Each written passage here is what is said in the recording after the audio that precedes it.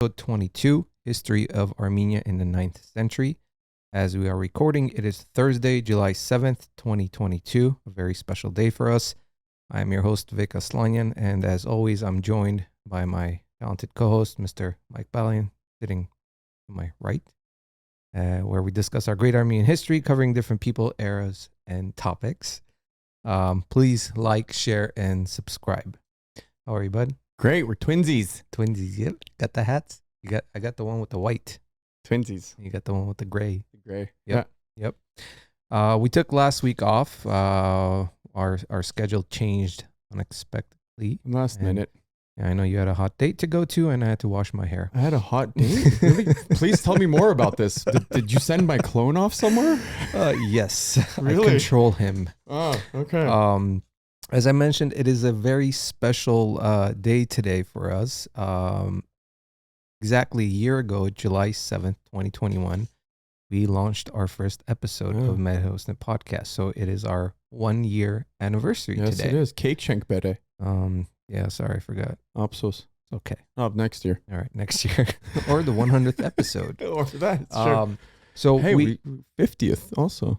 Yeah, that would fall into what we want to call season 3. I don't know if they celebrate 50th on podcast. I think it's yeah, like the whatever. 100th. Yeah, like, we could knock two birds off with one stone. Sure, why not? You just want cake, so I'll get you some. I want cake. I want cake. But we, as we speak, this is our 42nd episode that we are recording, and it has been a great adventure, great ride. And this couldn't have happened without all the support we've gotten from our guests. First and foremost, I want to thank Dr. Vahan Setyan, who helped us launch this podcast. This was a crazy idea that I kind of threw out there when we started the whole Herosner project, and it was more of a joke than it became a reality. I don't know. You were pretty serious. I too serious to the point where I asked you who's going to be your co-host, and you're like, you are. I'm like, wait, what? Yeah, no, well, I'm not getting on camera. I'm not doing this stuff.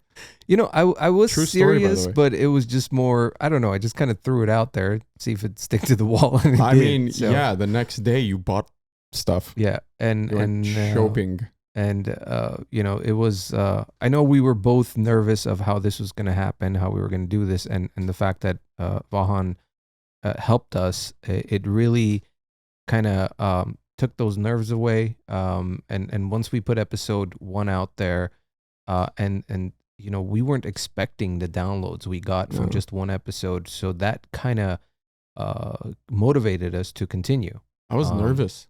Yeah. I was really nervous that first episode. And even the second episode, But then I want to thank Gevorg Nazarian, the amazing brother we have from Armenia, who without him, this would take longer. It would be, I think, less informative. You mean you've named off 2 geniuses so far? Yeah. Well, we've mentioned this many times. All the information that we receive, the research and everything is it's thanks to Gevorg Nazarian, all his colleagues. All this information that we are reading off to you guys is the stuff they provide to us. So Gevorg, we've said this many times, you're our brother. Thank you so much for helping us with the show. We will keep pushing this on. There's no quitting till, we're out of content, which I don't think nothing more to talk about. Yeah.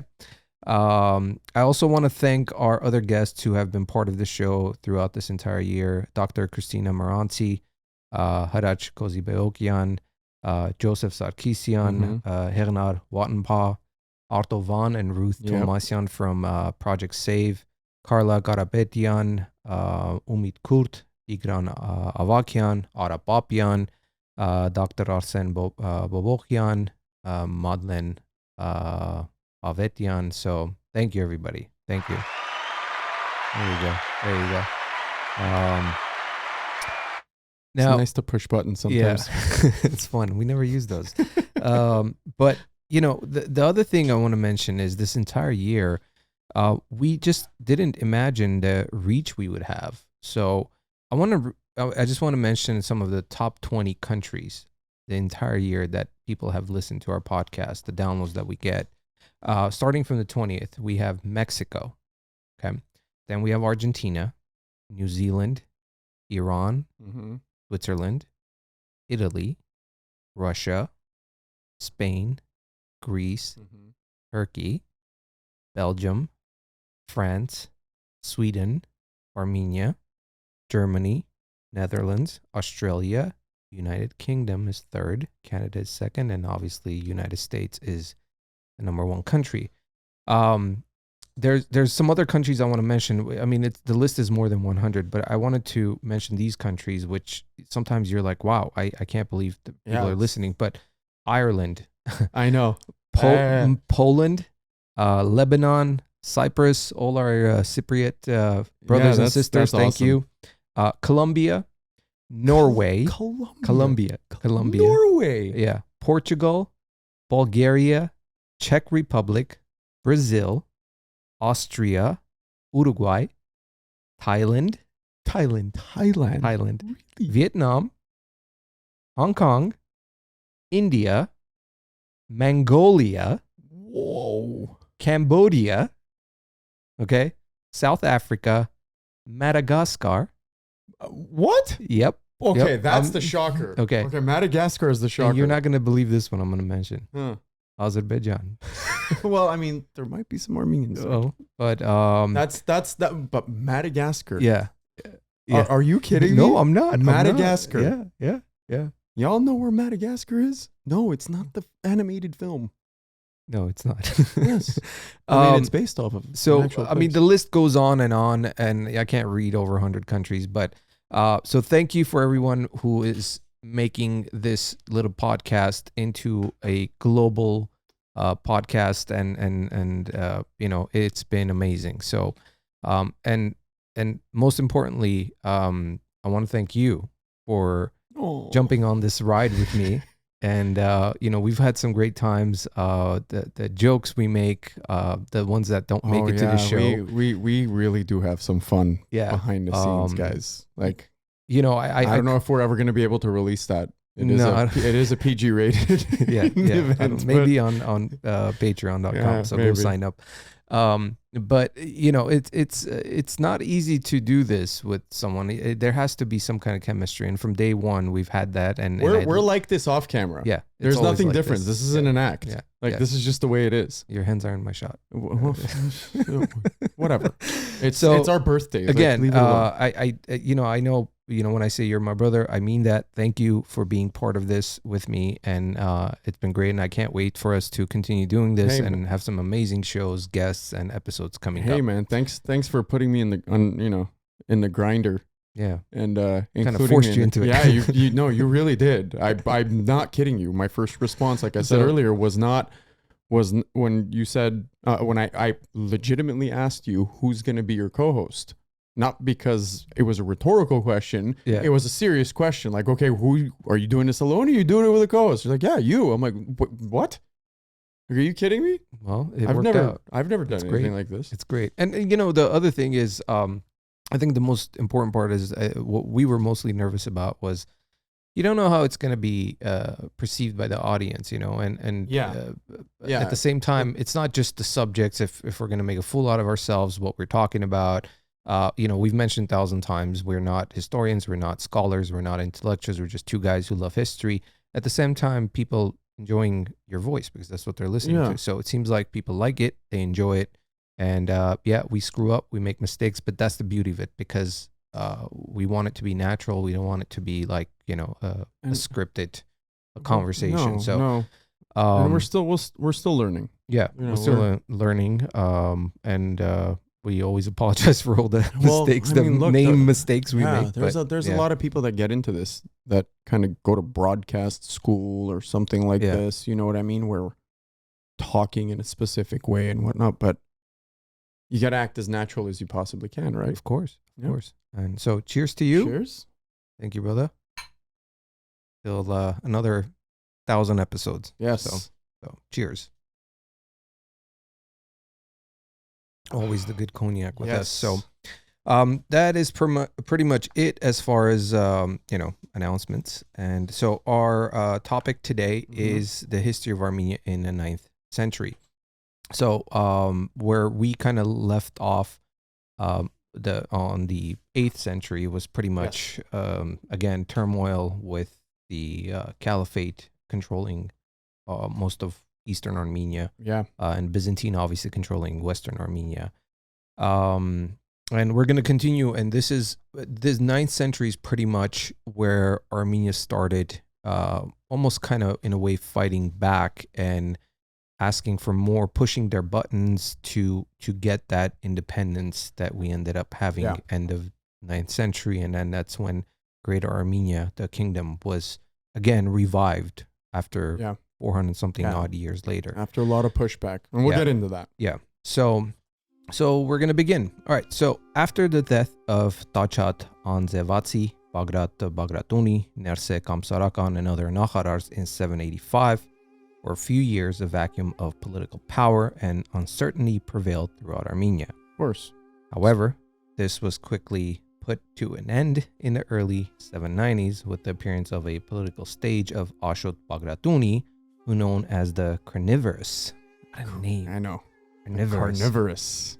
I mean, carnivore. I mean, meat eater, but at the same time, there's if you really look at the definition, it's the plant that traps little animals and eats them. Yes. Now, during this time, Ashot Bagratuni was still not recognized as the de jure Prince of Armenia, or Hayot Ishkhan, by the caliphate, but he was already the de facto leader of Armenia. The Ishkhan in the Byzantine source was noted as Patrikios, a high-ranking dignity etymologically connected with the Roman status of patricius. The dignity of the Patrikios was introduced by Emperor Constantine I in the 4th century as a honorific title. The caliphate used Badrik or Badrik al-Armani, an Arabized basically form of a title, as to its own variation of titles, Patrikios or Hayot Ishkhan. Yeah. The carnivorous. Yeah, I want to go back to the carnivorous. That's one nickname to have, right? Yeah, I'm going to write this down. I'm going to write this down. One day it's like somebody can know me as the carnivorous. Well, at least it's not the confessor. Not the what? Whoa. We'll get to that. We'll get to that. We'll get to that. There's another one. There's another one that popped up in history. Yep. All right. Sometimes the word archon, which literally meant ruler, was also used in Greek sources for the Armenian word ishkhan, which in Armenian also meant ruler. Yeah.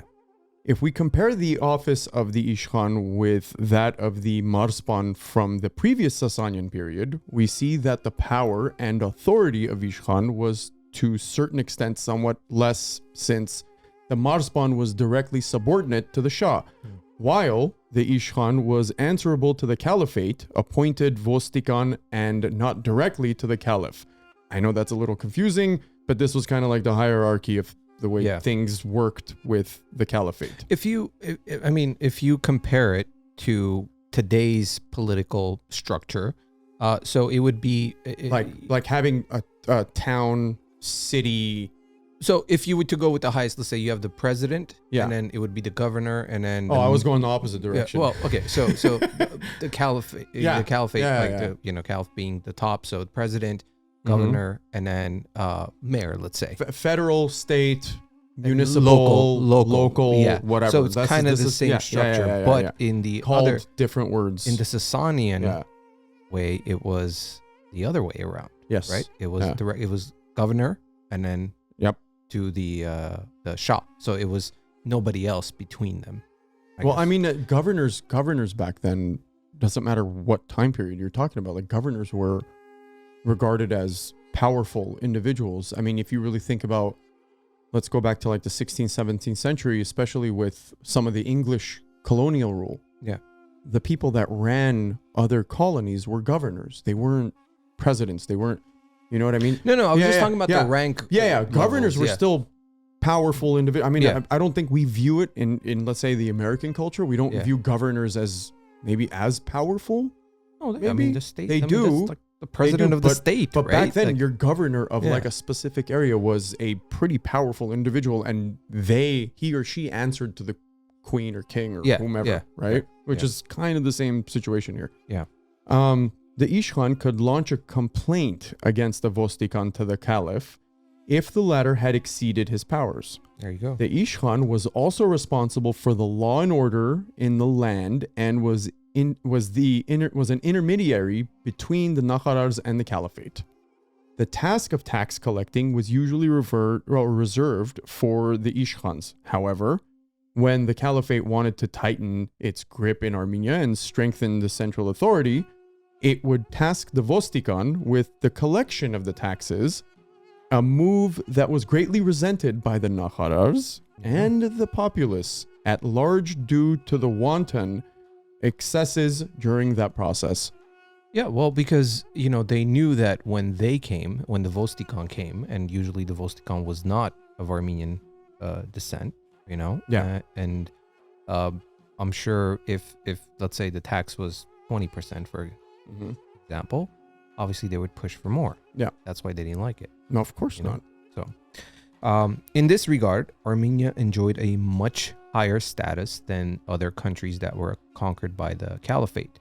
This includes countries like Syria, Egypt, Palestine, where similar institutions of an Ishkhan did not exist, and these countries were directly ruled by Muslim officials and thus did not enjoy a similar level of autonomy that existed in Armenia. Interesting, right?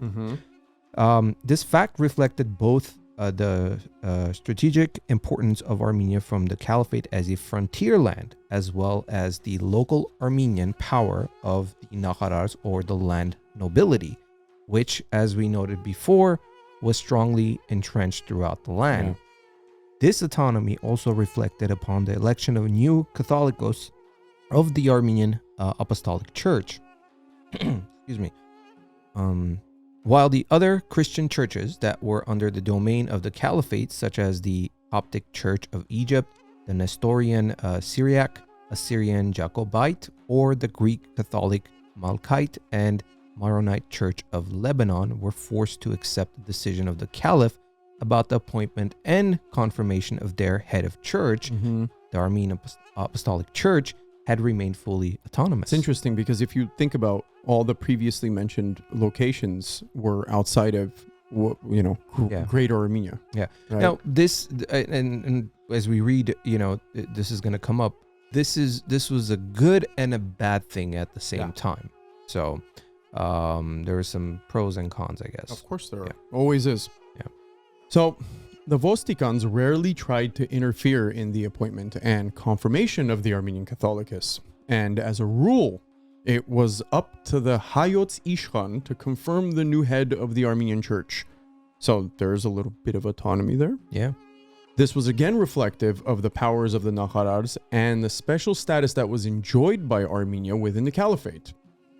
The overall standing of the Armenian Catholicos was higher than the heads of the other Christian churches, as we mentioned before, under the authority of the caliph.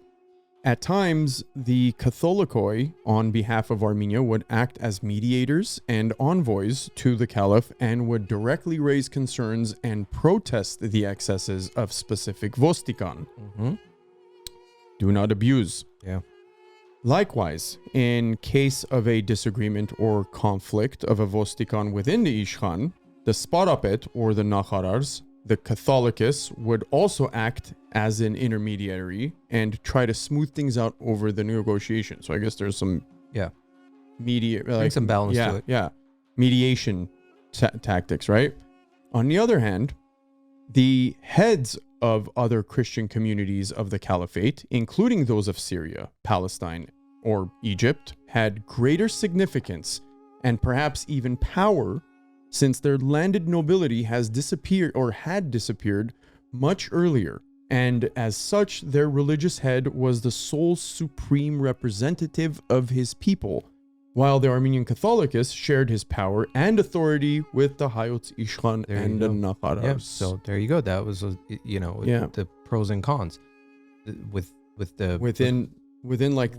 had to share your power. Yeah. So that, like I said, that could be a good thing or a bad thing. The good thing is that when you have two heads making a rational decision, versus one guy that could make a decision based off of ego, spite, so many different things, right? Of course. So it's just like if you and I are making a decision, we're talking about it. I hear your side, you hear my side. You and I never make decisions. Well, we don't. Yeah. Well, we made this decision. It just goes. Well, no, I man. forced you. It just goes, man. Yeah.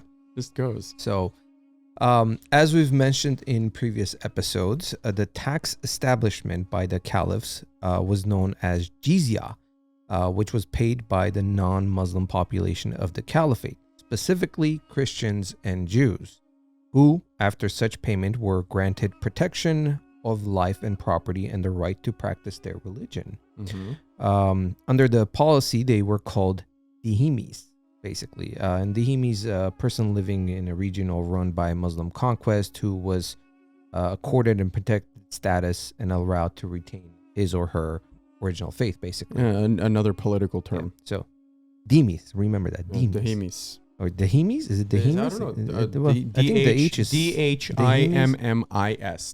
I don't know. I looked it up. It was dhimis. Dhimis. So, yeah. Sounds very Greek. Like, yeah. So the status was granted only to Christians and Jews who were called al-Kitab, or the people of the book. This is to say they were mentioned in the Quran and other Islamic sacred scriptures, while Zoroastrianism and adherents of other faiths that were not mentioned in the Quran were considered pagans and thus had somewhat lower status inside the caliphate. Yeah. So they were looked down upon, yes, I guess. they were looked down upon. The women, the children, the elderly, and the cripples, and those with various other disabilities were also exempt from paying a jizya, which was paid, by men who were deemed as able-bodied and healthy. So that, that kind of shows empathy, I guess, on their side. Consideration. Yeah, consideration. Yeah. This brings a good point. I want to mention something, and I don't know if you saw the messages. Yes, back I and did. With Madeline. Yes, she brought out some good points from the couple of last episodes that we've been discussing, which includes the Byzantine and also the caliphate.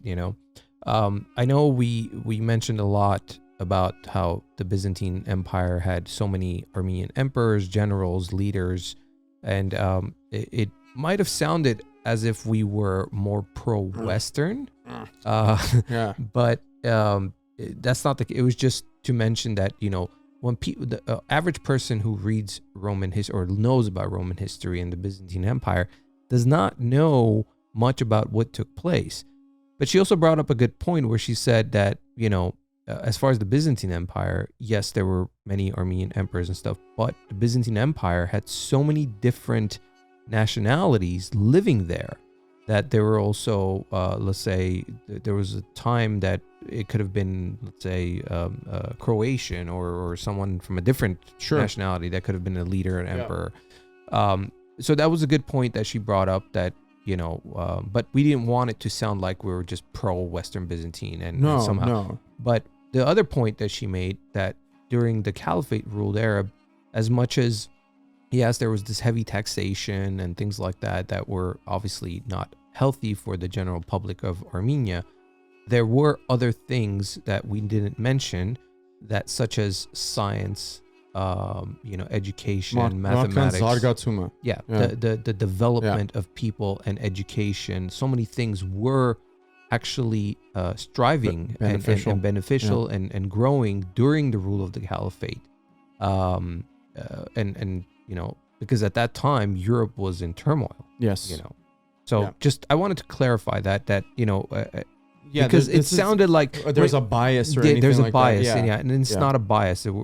Both Byzantine Empire and the caliphate or Sasanian rule, any of those were not good for our people. There so much happened, so many people died, so many persecutions, so many heavy taxation. People had to leave everything, go to another emperor and come back and this and that. So it wasn't a healthy lifestyle back then.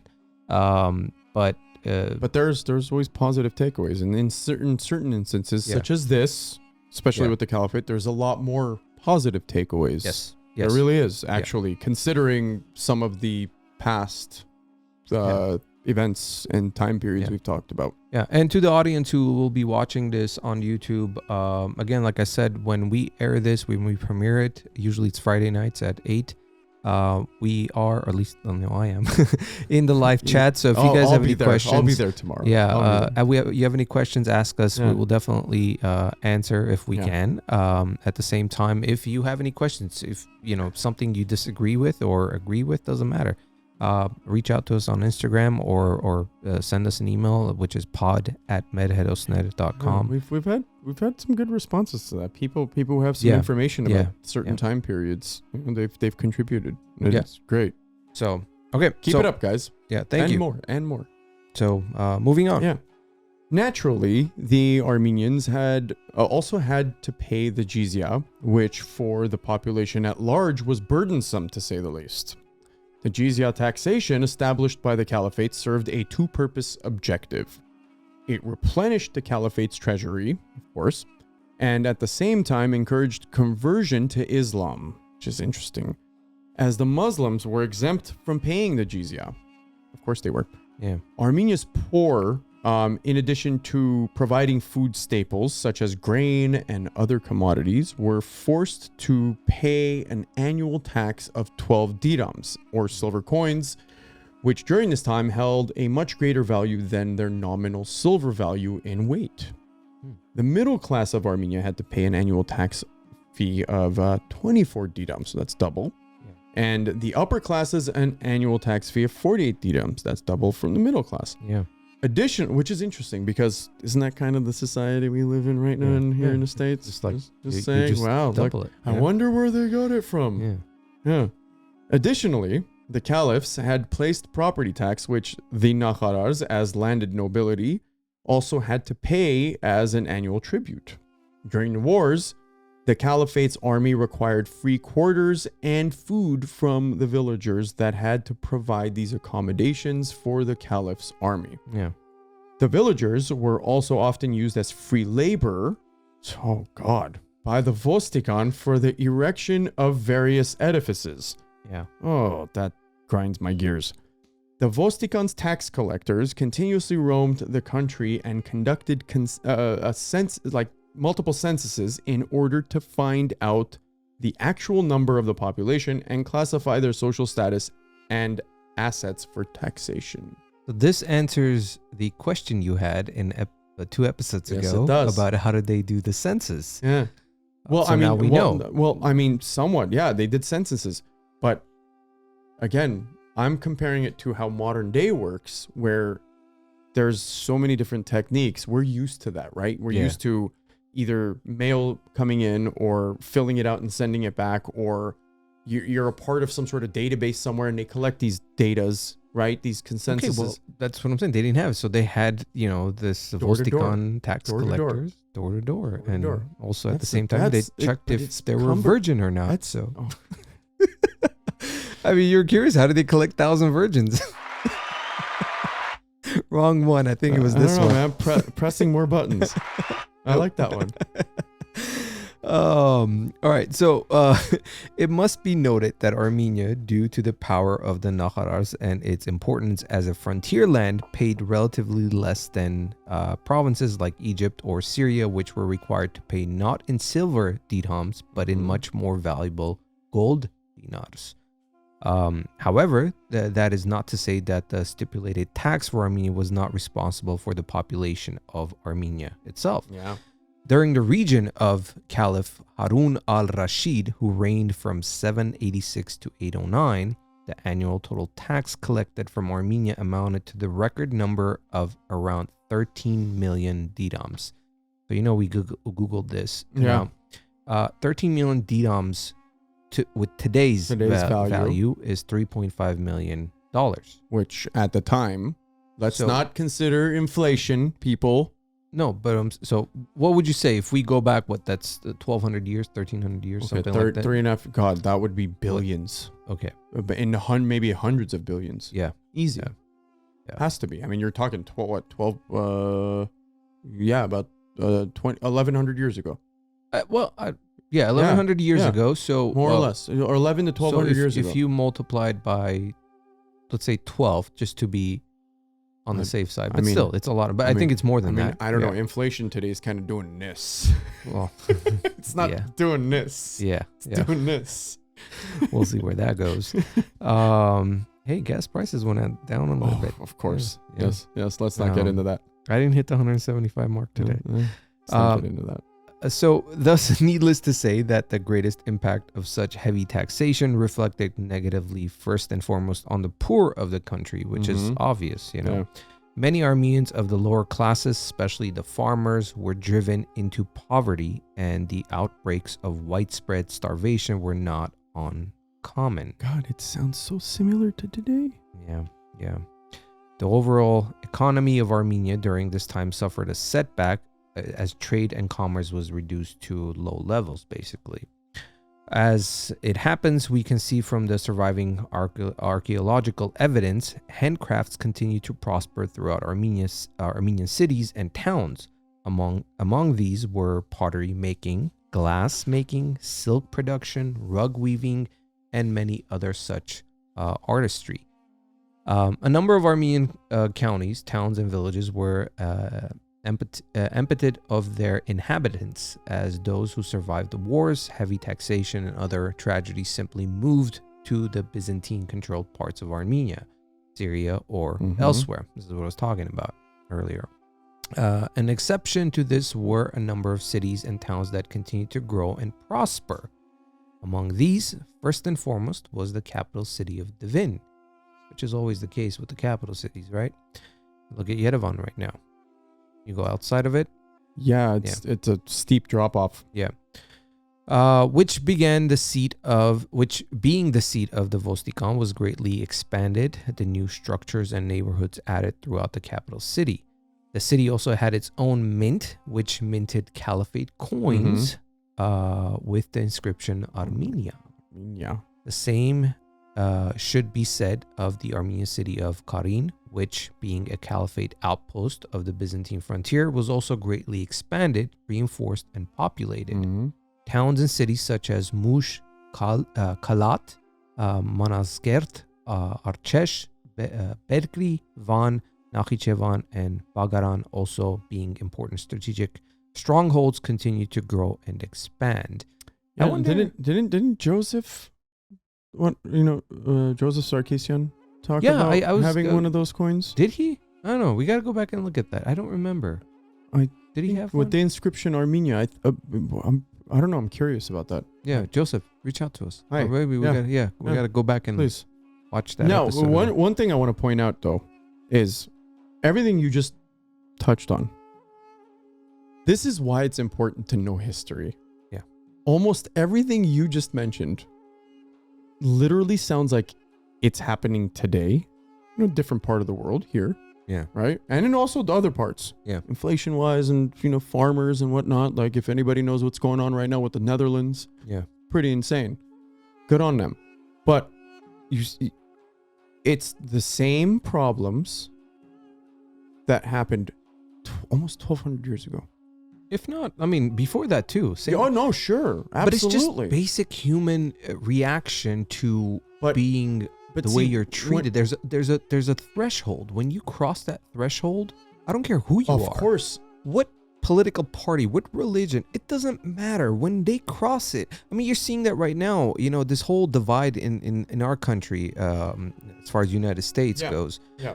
There's this whole political divide, left, right, Republican, Democrat, whatever. They're all dumb terms. But end of the day, doesn't matter what side you're on. No. What you're seeing is happening. You got to be really, really either blind or loyalist to ignore what is happening, and not this country, other countries as well. So I don't want to get into it, but I'm just saying, but again, but the threshold, once you cross it, and I'm seeing that happening, especially here, people get fed up, and they say, I don't care what party you're with. This is because end of the day, we all have the same virtues that we want. What is it? We want a healthy life. We want to have a decent income. We want to have a roof over our head. If you have kids, family, make sure your kids are taken care of.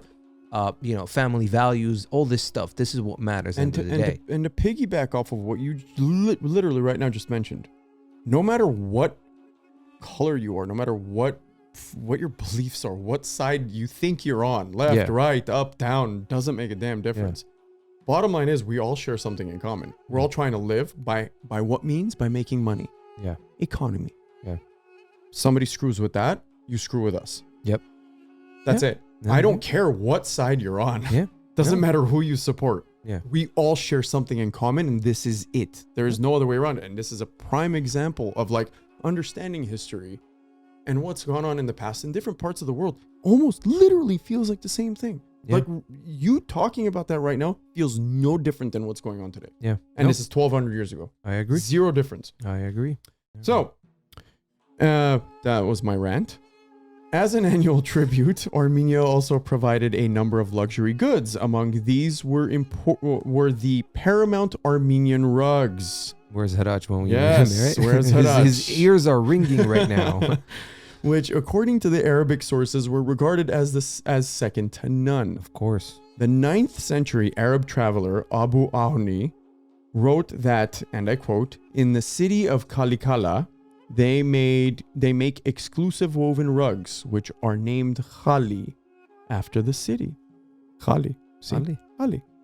According to the Arab geographer Yaqut al-Hamawi, the Arabic and Muslim name for rug, Khali or Ghali, Kali, Hali, however they pronounce it, was in fact named after the important Armenian city of Karin, which is in Erzurum, which during the Middle Ages in Arabic was called Kalikala, and was considered the center of all Armenian rug production that supplied rugs to all of the Near East and beyond. Yeah.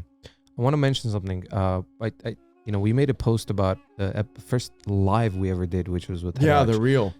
If you guys, I know a lot of people who have discovered our podcast recently, and we're getting a lot of messages, people saying that they're trying to catch up. When you get to the episode with Harach, Kozibe, go on YouTube and watch it, because listening to it is one thing, but to see the visuals that we shared, it was almost a 4-hour conversation, and we learned so much about the history of rug making and just the history of Armenia in general. So yeah, that's what I recommend. Go back, and it was episode 17 in season 1. Just go back and listen to go on YouTube and all of it. Yeah, I made a challenge the other day, We were off, and I said, hey, go out there. It was the Med Herosner challenge. Listen to every episode from the first one. It's a great adventure, guys. Yeah. All right. Okay. Numerous Arabic and Byzantine sources affirmed this fact, noting that the caliphate, as well as the Byzantine Empire, highly prized the unique Armenian rugs, which they imported to their domains in large numbers. Of course they did. Yeah. The Arab historian Muhammad Bariakhini stated that in 911, interesting number, Vostikan of Armenia, Yusuf ibn Abil Saj, sent to Caliph al-Muqtadir, excuse me for butchering that, 8 massive Armenian or Armani rugs, which were, no, not Giorgio Armani, Armani rugs, which were asked by the latter and were described as being approximately 30 by 30 meters. That's insane. Dude, 30 by 30 meters. Massive rug. It's a football field, man. Or about 960 square feet. A rug on which a number of Armenian weavers worked for 10 years. Wow. 10 years. That's like a 2-bedroom apartment. 960 square feet. Yes. It's massive. Dude, that's a football field. Believe it. 30 wait, no 30 meters is about 100 feet. It's about 100 feet by 100 feet. 960 square feet is like 100 feet by 100 feet is 1,000 square feet. You're looking at length. No, do the math. 100 feet by 100 feet is 1,000 square feet, right? No, that's not. No, that's 10,000 square feet. 10,000 square feet. I was missing a zero. Sorry. Yeah, no, that's not 900 square feet. Like I said, it's a 2-bedroom apartment. That's a big rug. It's a big rug. Yeah, it is. I don't know. 30 by 30 meters, man. That's big. Anyway, excuse me for my math being off.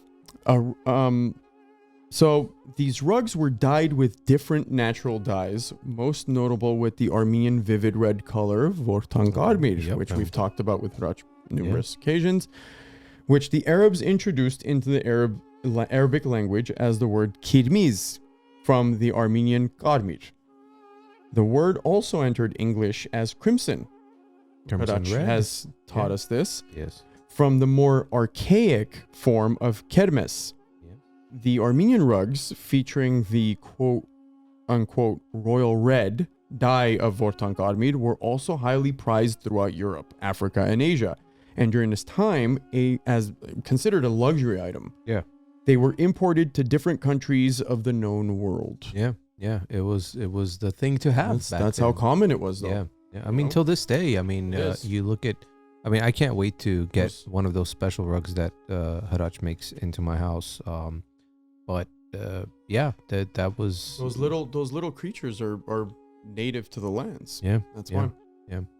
So during the Caliph rule, the courts within Armenia continued to be administered by the clergy, and as such, the Catholicos was the supreme judge of Armenia, responsible for basically the legal system. However, if a conflict between a Muslim and a Christian arose, both of these subjects were not equal before the law. Surprise, surprise. Mm-hmm. With most of the time preference being given to the Muslim. If a Christian killed a Muslim, he received an automatic death sentence, off with his head. While when the opposite took place, the Muslim would receive a much lighter sentence. What a joke. Go run a mile. Yeah. A Muslim man could marry a Christian woman, which had to immediately convert to Islam, while a Christian could not marry a Muslim woman. Such Islamic laws, known as the Sharia, were put in place in order to facilitate the growth and expansion of the Muslim community at the expense of the subjugated Christian and other communities. How?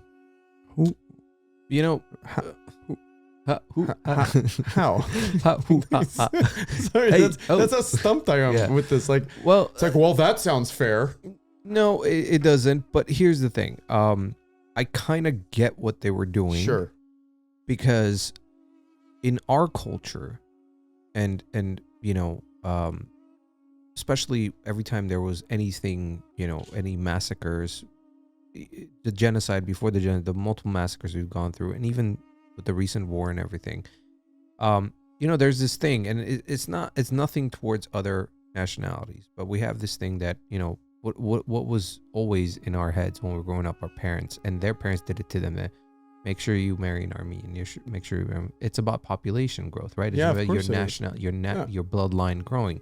Now, that's not knocking for Armenians who have married non-Armenians, which is, listen, for me, love is blind, love is beautiful. It's who comes in your life. Doesn't mean they have to be Armenian. Armenian has to be with an Armenian. But the reason we preach that to our children is because we're such a small amount.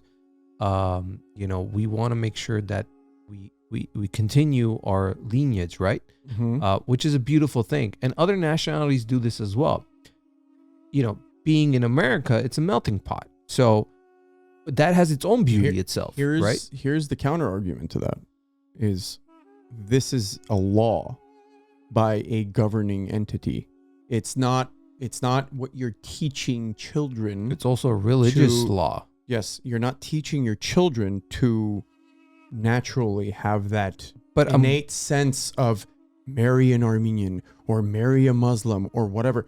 You're literally making it law. If one is converted, right, that's okay. But if it's the other way around, that is not. But you didn't let me finish. So my point was that, that what they did is basically, I understand, it was forceful, but it was the way to grow. Even though it wasn't a nationality thing, it was a religious growth, right? It was the Muslim growth. It's an agenda. Because a Muslim can be from different countries. Muslim is just like Christianity. It's a way of life, right? It's a belief. Same thing with Muslims. But, it was the way they want to grow. Now, if you think about it, even Armenians, what did they do? They promoted, after the genocide, what did Armenians promote? Sure. Get married with an Armenian, have as many babies.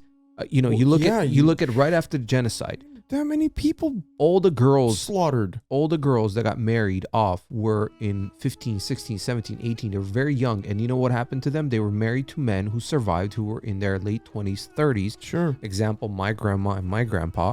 And she ended up having 4 kids. So imagine, 4 kids, 5 kids, 12 kids. I mean, my wife's side, they had 11 kids, So that's the way to do it. Absolutely. So, but again, this was encouraged. It wasn't law. Yeah, I get it. That's my only argument. I'm not counter-arguing what you're saying at all whatsoever. This was just encouraged, and it brought a sense of nationalism and pride towards heritage and bringing back that glory. But being Muslim is I understand is almost a part of your heritage. But now right? you're slapping down a law. Well, back then you could. Fine. I'm not saying they shouldn't have. It's just talking about it now. It's just like, dude, what are you doing? Yeah. Why? All right. Okay. Well, let's move on. Yes. Go ahead. As in the previous centuries, the Armenian army continued to be led by the Sparapet. The name Vostikan for the caliphate appointed governor of Armenia was an Armenian term. In the contemporary Arab sources, the governor was referred to as emir, which meant ruler, wali, which meant governor, or amil, which literally meant worker or an agent. That's interesting. Amil, agent. Speaking of which, the Armenian name Vostikan for the governor only began to be used later on or sometime around the 9th or 10th century. Armenian historian Hovannes Draskhanakertsi, I hope I didn't butcher that, after the Arab rule over Armenia had ended and the Kingdom of Armenia was restored. See, there's good news on the horizon. The contemporary Armenian chroniclers and historians used terms like Hramanatar, Azgapet, Zoravar, Verakatsu, Metz Hazarapet, or even Marspan to describe the governor. Yeah. The Vostikan seat of power was in Devin, inside the city citadel, known in the Arabic sources as Dar al-Imara, or the government house. Yeah. The Catholicus Palace, which was erected in the 5th century, was also in Devin, next to the mother cathedral of the capital. As we mentioned, Armenia held a special status for the caliphate, as it was an important frontier land which neighbored 2 of the caliphate's top foes, the Byzantines and the Khazars. Yeah. Thus, the Vostikan was first and foremost tasked with the defense of the frontier and military campaigns that were launched by the caliphate from Armenia, of course, the theater of war, and neighboring lands against these and other foes. We always played the buffer zone. Yep. I mentioned it so many times. I'm getting tired of it. Yeah, we've always played the buffer zone. Now, the House of Bagratuni during this time controlled vast swaths of land in central Armenia, and it is not surprising that most of the Ishkhans hailed from the House of Bagratuni. You ready? Mm-hmm. Ashot the Carnivorous also happened to be Mamikonian. Cheers. That's why I filled up the glasses. All right. Here we go. On his mother's side, which facilitated the transfer of the Mamikonian lands. Wait, do we drink again? Because we said Mamikonian again. So here we go. Right. Cheers. Oh, man. It's going to be tough. Transfer of the Mamikonian lands in Taron to the House of Bagratuni. In 783, he also bought the Shirak and Arshunik counties of the Arad province from the House of Kamsarakan. Buying things, right and left. No problem. Thus, the Bagratuni possessions reached in the north the county of Javakh, in the South Armenian or Upper Mesopotamia, and in the west, the Byzantine-controlled parts of Armenia. Mm-hmm. I mean, guy had a plan, buy the real estate so you can control it, right? I actually know people that live in Javakh. Really? Day. Yeah, it's still around. Javakh. Well, I know it's around, but I know people. Yeah, I actually know people that live in Javakh. That's cool. Yeah. Now, in 804, the caliphate recognized Ashot the Carnivorous as the presiding prince of Armenia, after which he moved he moved his seat of power from Daryunk? Okay, Daryunk, let's go with that, to Bagaran. The latter became the new center of Armenian princes.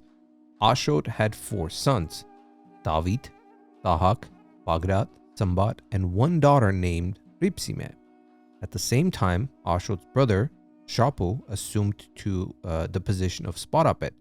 After the year 775, the Bagratuni house emerged as the preeminent leader of not only Armenia, but also neighboring Iberia. Interesting, right?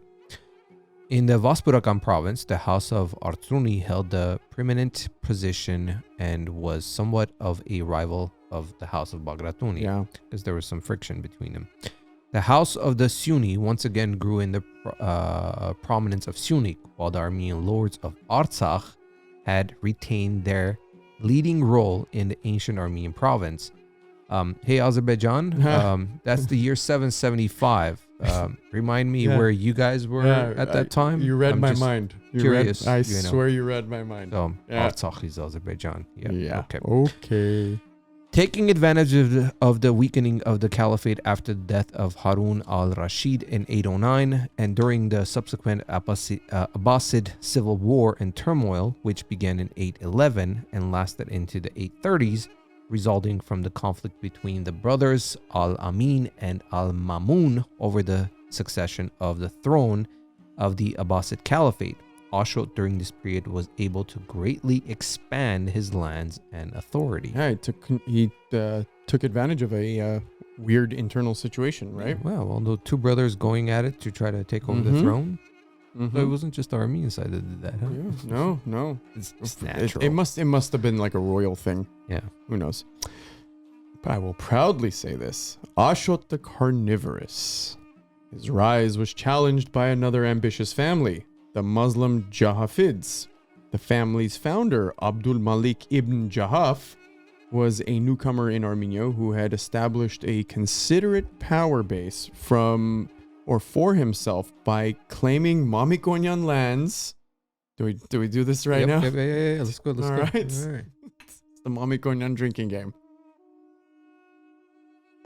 All right. Through his marriage with a daughter of Mushar the Sixth Mamikonyan. Jesus. Had to shot ourselves in the foot. All right. One of the Armenian leaders killed at Bagrevand in 775. Ashot twice defeated the Jahafids in Taron and Arsharunik. In the process, he gained not only Taron, which Jahaf had seized from another Bakradid, Vasak and Arsharunik with Chirag, which Ashot had earlier bought from the Kamsarakans, but also Ashotsk and Eastern Taik. Jahaf and his son Abd al-Malik openly rebelled against the caliphate and in 813 seized the Armenian capital Devin and unsuccessfully besieged the caliphal governor at Partav. Abd al-Malik continued his standoff both with the caliphate and with Ashot. The Armenian Ishkhan defeated Abd al-Malik's 5,000 strong army, killed 3,000 of his soldiers. That's a lot of that's a big loss. Yeah. 60%. While Sparapet Shapu raided the surroundings of Devin, Abd al-Malik prepared to march against the Sparapet but was assassinated by Shapu's sympathizers. Thus, the power of the Bagradunis by this time became paramount throughout all of Armenia, which, as we noted before, also included Iberia and Albania. We've mentioned this quite a bit. It's basically the Georgian area. More or less. Along the Caucasus Mountains. So for a very long time, it was ruled by Armenians. After the important victory against Abd al-Malik, Ashot the Carnivorous secured his position by concluding strategic marriage alliances, giving one of his daughters to the Artsruni prince Vaspurakan, and another one to the lord of Arzen. Hold on a second. Earlier, this is where I got a little bit confused. I know what to bring it up. He had 4 sons and one daughter. So how did he give 2 daughters? Interesting, right? Maybe there was like some. Maybe there was another daughter later, or maybe another marriage. No, I don't want to say anything. All right, it might be a little sensitive. It's all right. But I'm just curious because I thought he had only one daughter, but which was Ripsime, right? Maybe it was the same one. Maybe he had another daughter later on. Okay. We'll find out. Whatever. By the time of his death in 826, Ashot had become the leader of the most powerful Nakharad house of Armenia. One can say that it was he who laid the foundation of the restoration of the Kingdom of Armenia in 885, which was crowned with success in 885 during the reign of his nephew, Ashot I Bagratuni. Which we'll cover next Which episode. we will cover next episode. All about him. Yep. In 820s, during the reign of Caliph al-Mamun, the wars with Byzantine were renewed, and of course, the Muslim armies were able to conquer the previously controlled Byzantine islands of Sicily and Crete. The new Byzantine emperor Theophilos, I should say. It's a cool name. Yeah, Theophilos, who rose on the throne in 829, decided to counterattack. Not surprisingly, the Byzantine emperor was primarily aided in this task by the Armenian general Mamvel Mamikonian.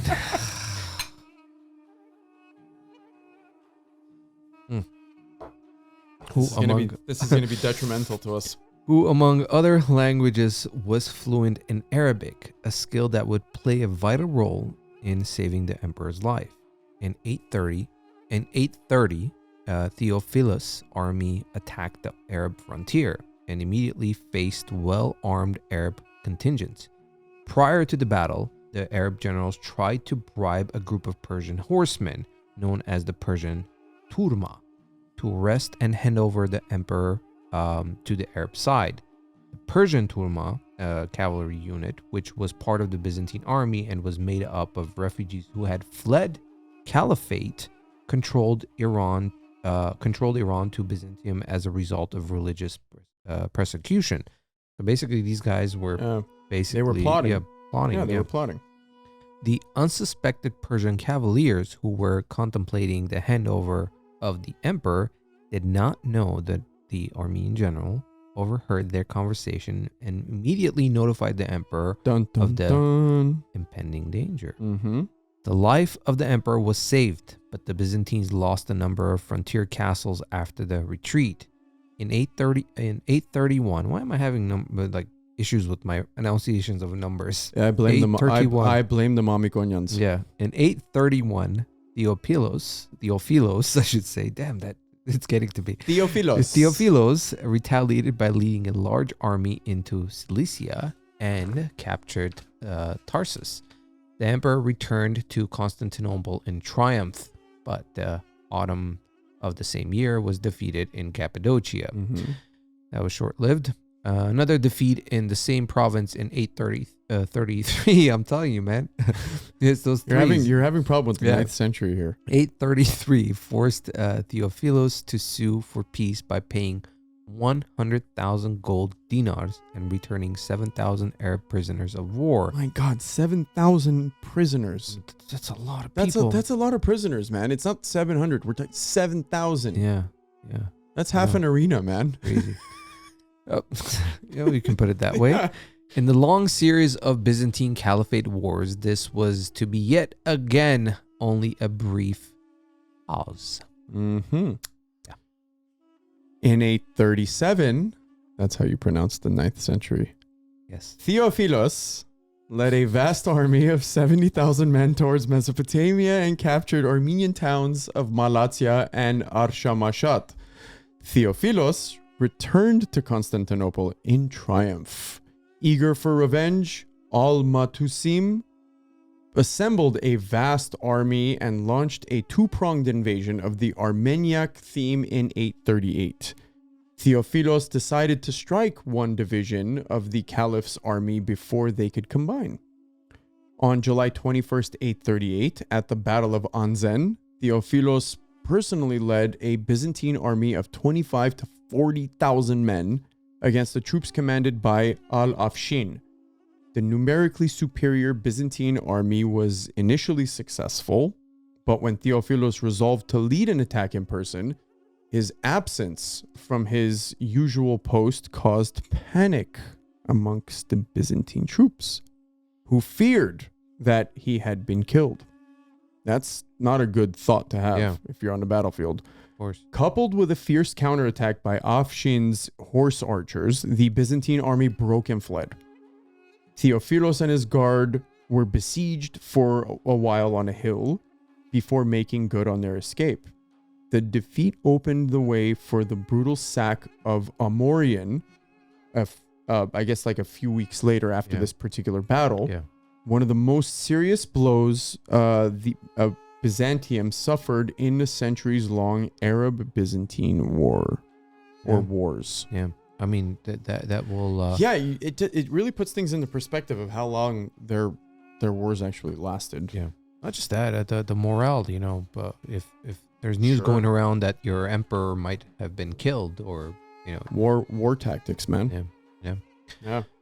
In 826, Ashot the Carnivorous was succeeded by his two sons. The eldest, Bagrat II Bagratuni, received Taron and Sasun, and the caliphate recognized him as the Ishkhanat's Ishkhan, or the Prince of Princes of Armenia, while his brother Sambat the Eighth, the Confessor. Sorry. What are they confessing to? Oh man, there it is again. Became the spotapet of Armenia and received the lands around Bagaran and the Arax River Delta.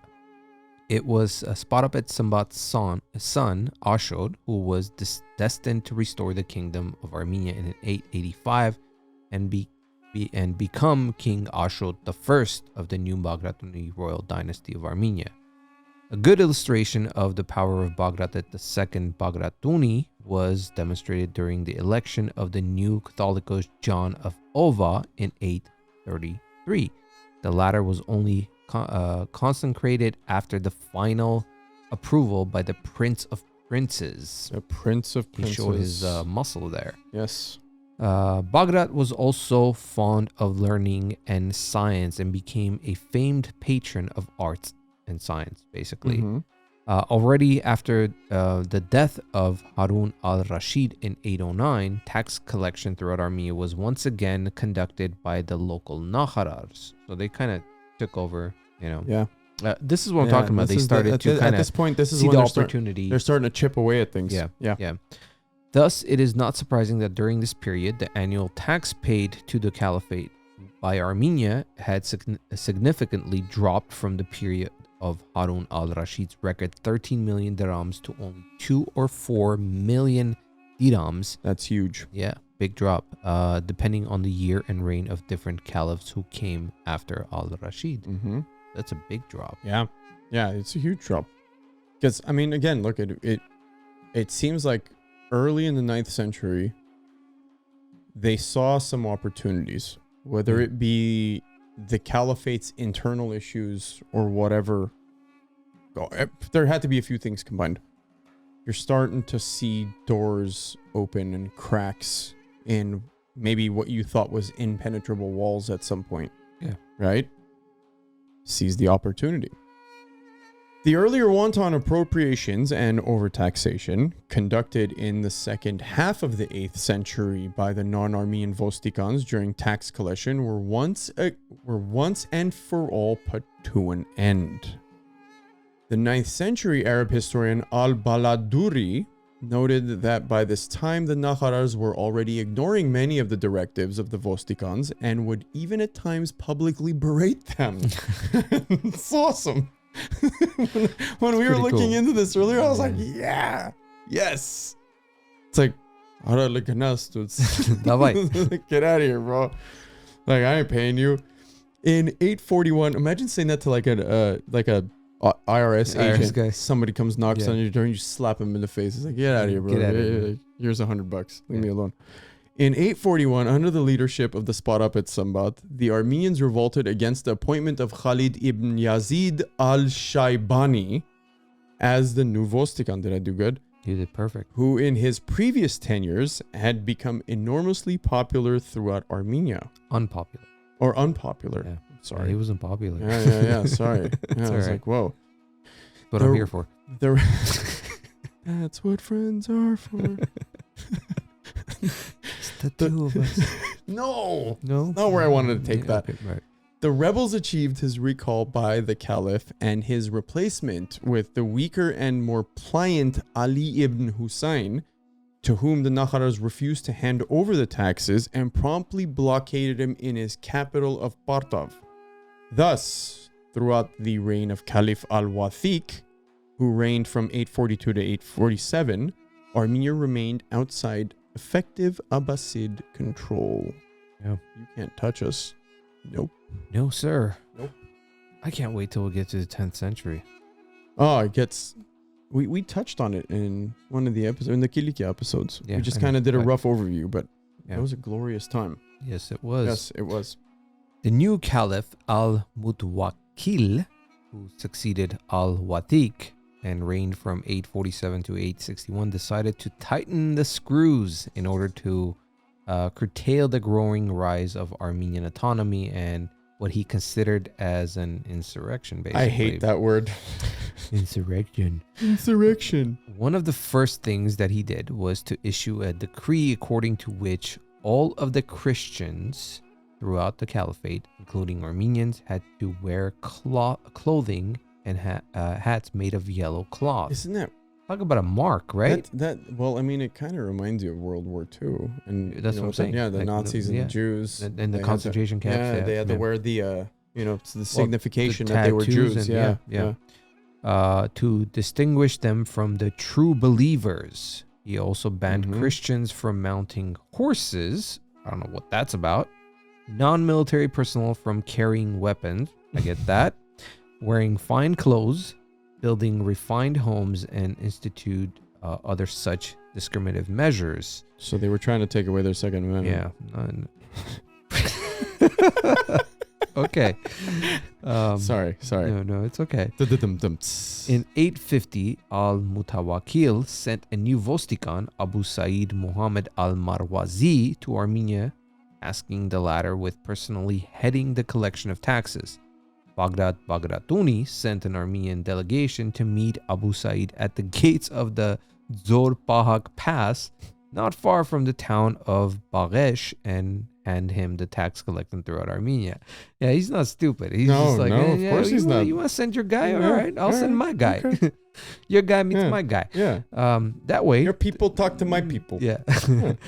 That way, the Prince of Princes wanted to prevent the new Vostikan from personally collecting taxes, and as the previous experience of various Vostikans showed, greatly exceeding the regular tax amount throughout heavy-handed policies of extortion and violence. Of course. And I mentioned this earlier. Yes.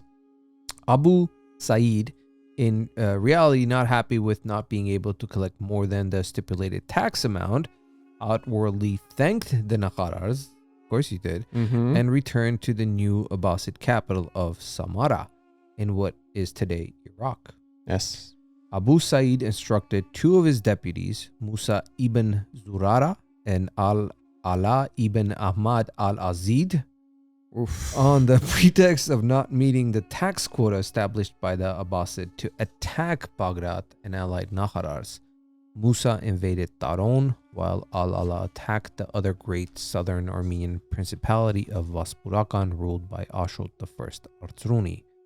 Ashot defeated Al-Ala and evicted him from his territory, and then went to the assistance of Baghdad. The Armenian armies faced a defeated Musa near the capital of Taron, Mush, and pursued him until Bagesh, stopped only after the humble request of Musa's wife, the sister of Baghdad. So now you're starting to see this back and forth skirmish, or skirmishes, right? Back and forth. This has to be back and forth. We're just describing, like, we're scratching the surface, right? And it got to a point where Musa's wife was like, please stop. Well, I mean, she was the sister of Baghdad. Yeah, but at some point, it still has to happen. Like, it's getting brutal. How many back and forths are you having? Well, you're gonna find out later. Oh, yeah, I know. But I'm setting a precedent, I guess. But you're seeing this over what, like, almost 50, 60 years, just this nonstop back and forth, back and forth, back and forth. It almost feels, yes, we're talking about it in like such a short time span. It feels like it's relentless. Yeah. But at some point, you get tired of this. Of course. You know, According to the 9th to 10th century Armenian historian Thomas Artruni, in 851, Caliph al-Matuakil, after seeing that his two deputies were not successful against Bagharad and other Nakharars, sent Abu Sa'id to personally fight against Armenia. But Sa'id died on the way and was succeeded by his son Yusuf. We don't have any idea why he died on the way, but it would be an interesting thing to touch on maybe one day we ever get back into this time period. I'll put it in our... Yeah, Yusuf resorted to the time-tested tactic of treachery, and once in the town of Ghalat of the Baznunik county, informed Bagharad that the caliph wanted to reconcile with him and was willing to appoint him as the new Vostikon of Armenia, thus effectively broadening his powers and the level of Armenian autonomy to the de facto independence. Bagharad, initially hesitant, was convinced to do so by several of his close acquaintances, a move that he would come to regret. Once in Ghalat, Yusuf disarmed and arrested Bagharad, along with a number of other high-ranking Nakharars who were sent with a large contingent to the Abbasid capital of Samarra. Why do we keep falling for these traps? Just keep getting lured to cities, man. It's like, can somebody just stop? Like Tom and Jerry. True. I mean, it's like he just keeps falling for the same trap. Every century has to be a story like this. I know. Oh God, sorry, we're laughing, but it's just bad. Yeah. Due to the approaching winter, Yusuf decided to withdraw to the town of Mush and spend the cold season there, hoping to continue his campaign of subjugating the Nakharars with the onset of the new spring. Yet, his plans would bear no fruit, as we're about to find out. Mm-hmm. Bagharad's two sons, Ashot and David, immediately organized a powerful resistance, which was mainly made up of the people's militia. The Armenians of Sasun, in particular, under the leadership of Hovnan, son of Tornik Bagratuni, answered the call and swelled the ranks of Ashot and David's army. Those Sasun season. Yes, here they come. The men of the militia were not armored and were mostly armored with pikes. Pretty simple weapons. Mm-hmm. The militia, in a daring raid, came down from the mountains of Sasun and attacked the Mush headquarters of Yusuf. Most of the latter's men were killed on the spot, while Yusuf tried to save himself by hiding inside the dome of Mush's church of the Savior. However, after a thorough search, the militiamen found Yusuf and killed him on the spot. Good, no time wasted. Yeah. Many of the prisoners, none of those like lengthy movie death scenes. Yeah. He sends out a speach for like 10 minutes and then finally spear him. And finally dies. Yeah. Many of the prisoners still held by Yusuf were freed as a result of the successful raid. In an interesting development, Musa ibn Zurara, who, as we noted, was married to the sister of Bagharad Bagratuni, there we go, also decided to join the rebels and switched sides. Mm-hmm.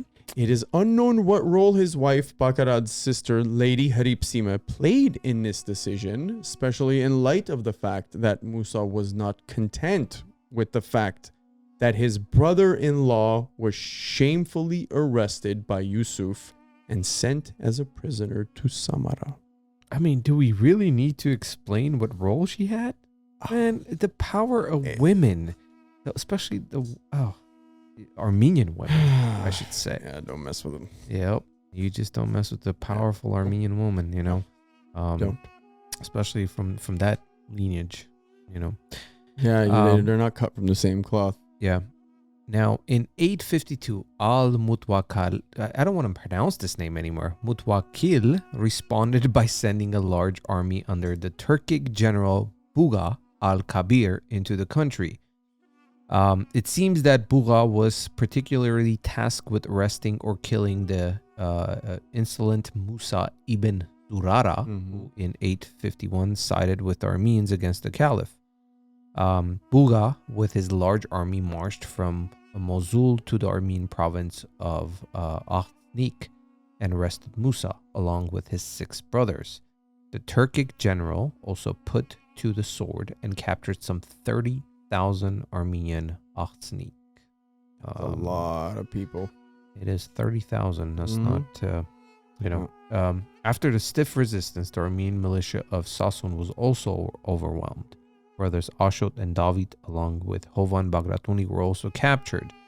In 853, Buga reached the city of Tiflis, known in Armenia as Tiflis, or Tiflis, which is the modern-day capital city of Tbilisi of Georgia.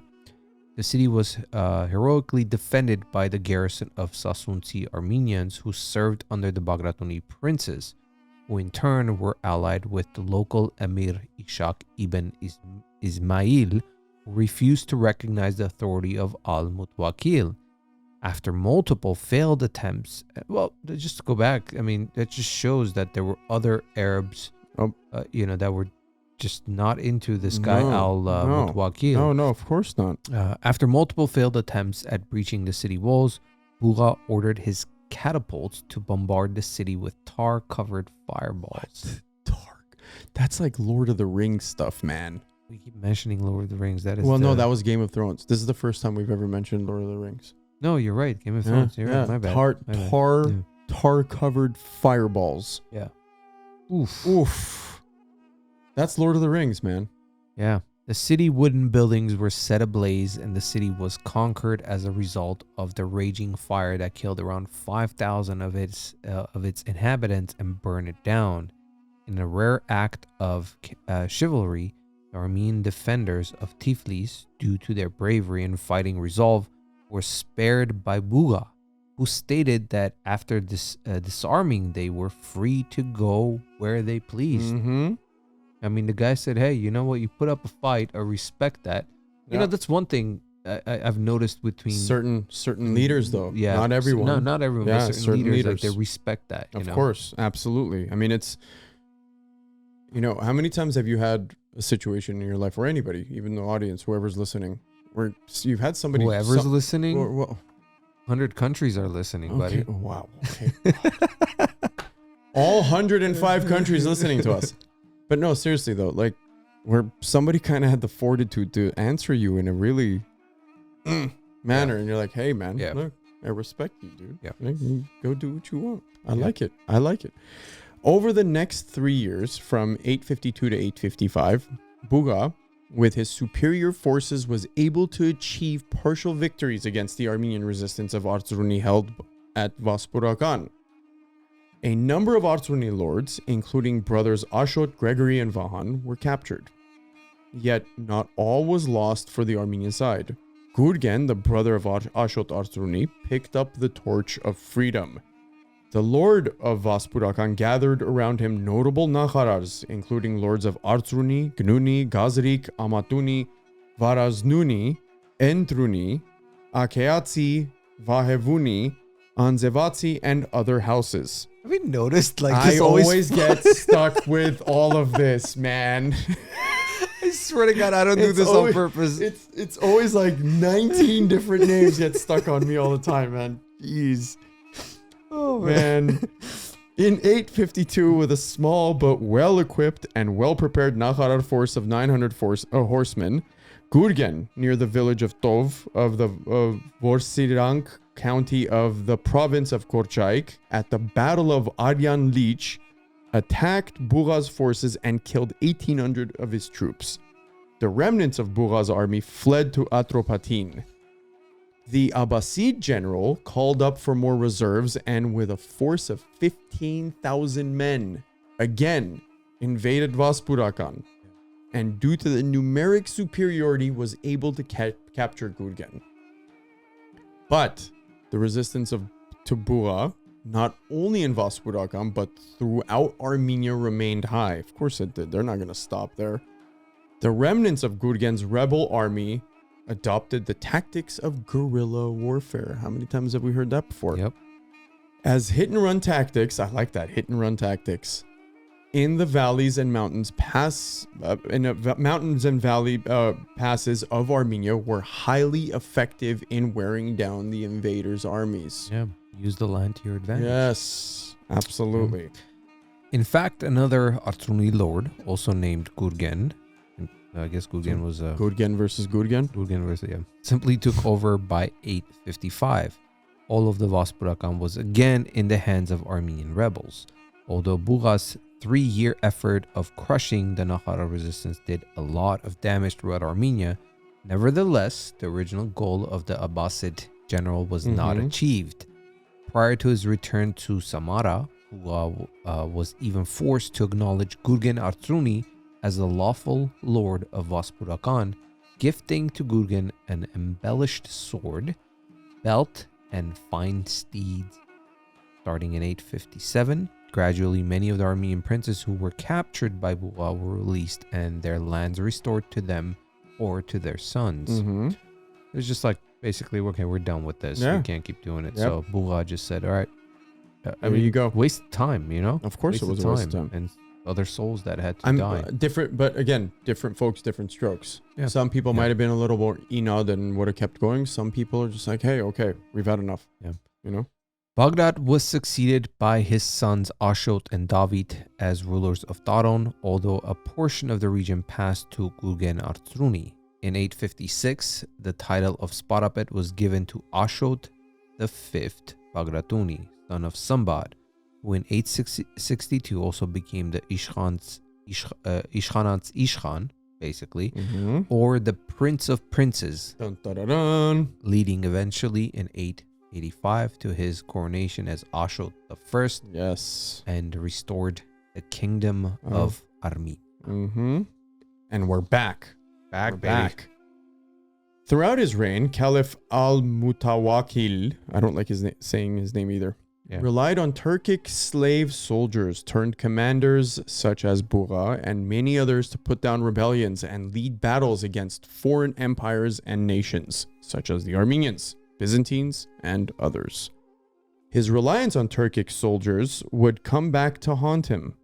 On December 11th, 862, his Turkic guards burst into his royal chamber and assassinated al-Mutawakkil. Well, he was having his supper. So would that be his last supper? It would be his last supper. His son, al-Muntasir, with the help of the Turkic guards, became the new caliph. Ooh, that sounds like conspiracy. His son, however, the assassination of al-Mutawakkil, still having trouble saying his name, created a decade of instability throughout the caliphate. Of course it did. Sometimes referred to as the anarchy at Samarra, which lasted until 870. Al-Muntasir's reign lasted less than half a year and ended with his death from unknown causes on Sunday, June 7th, 862, at the age of just 24 years. Yeah. 24 years. It didn't last long. Yeah. During al-Muntasir's short reign, the Turks pressured him into removing al-Mutaz and al-Muyad from the succession. Yeah. When al-Muntasir died, the Turkic officers gathered together and decided to install the dead caliph's cousin as al-Musta'in, son of his brother Muhammad, on the throne. I mean, this is so many. Like, but this is like some deep chess playing. By the Turkic commanders. Yeah.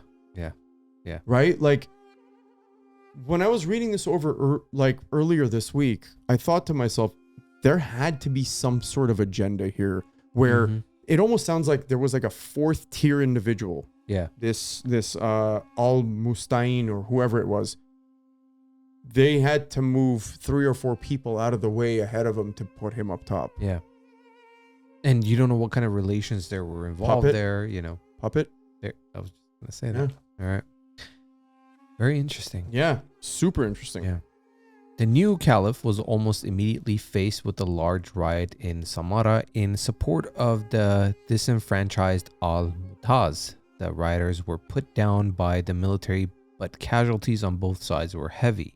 Al-Mustain, worried that al-Mutaz or al-Muyad could press their claims to the caliphate, first attempted to buy them off and then threw them in prison. Here's some money. No. Okay, you go to prison. Bye. In 866, his nephew Al-Mustain was killed by his son Al-Mutaz. Man. Yeah. Al-Mutaz's reign marks the apogee of the decline of the caliphate's central authority and the climax of the centrifugal tendencies expressed through the emergence of the autonomous dynasties in Abbasid Caliphate.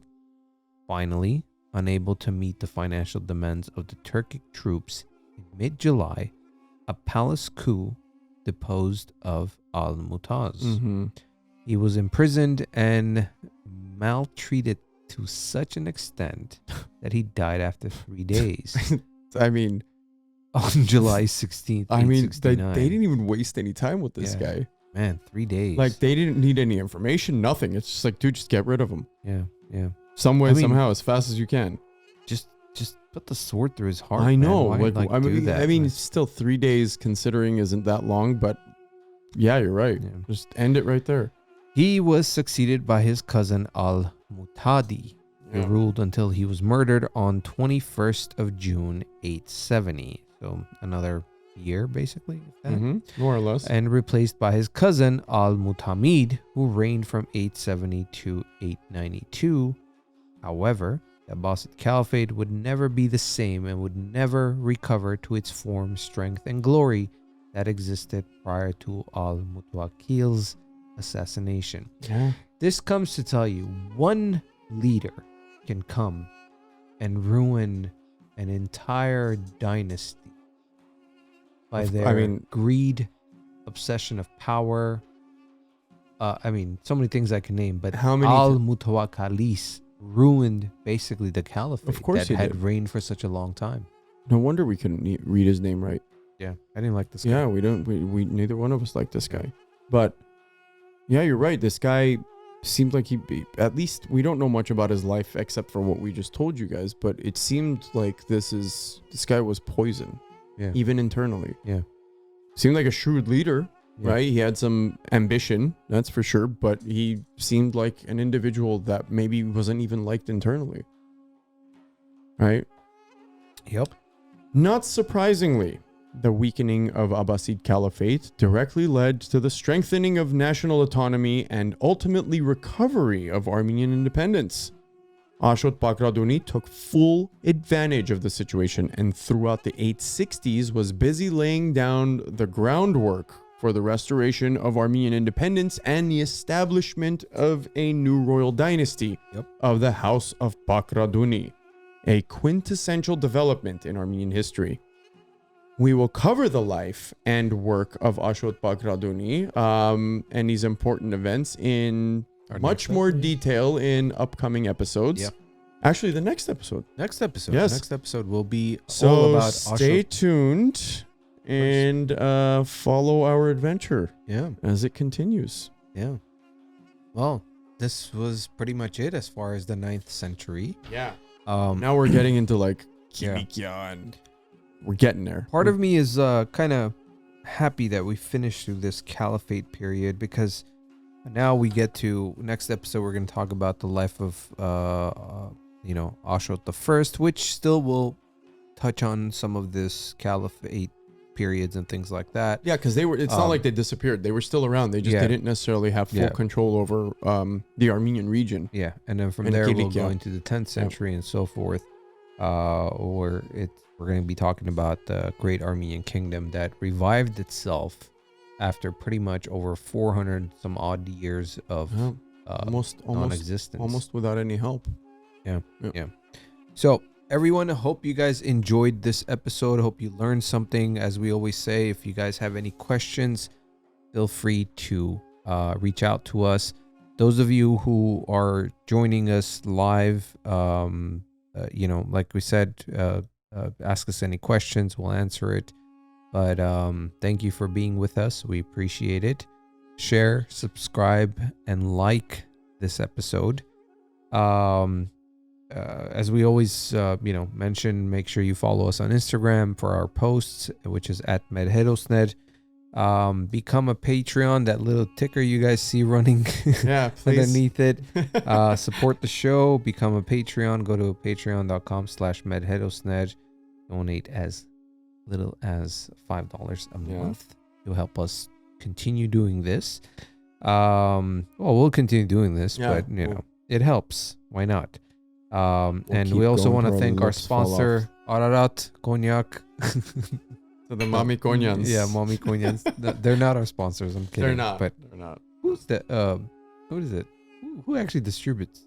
Reach out to us. Who are you? I think it's Happy or Fat and Happy Distribution or something. Yeah, dude, reach out to us. Reach out to us. Yeah. That's shameless plug, right? I know. But YouTube subscription, guys, we want to get to 1,000 subscribers. So please share this with your friends and family. Have them subscribe. We got to reach that goal. We appreciate it. And what else? So this was our 1-year anniversary, 42nd episode. Yep. Anything else you want to mention? No, man. 42 episodes. Well, besides that, get our sculptures. Go order them. We have all of them available now. Yeah, so we are fully in stock, guys. Yeah, we're fully in stock. I'm staring at an army as we speak. Yep, they're right over there. Yeah. But besides that, as we always say, end of the show, thank you for joining us. Respect one another, love one another, and until the next episode, take care of yourself.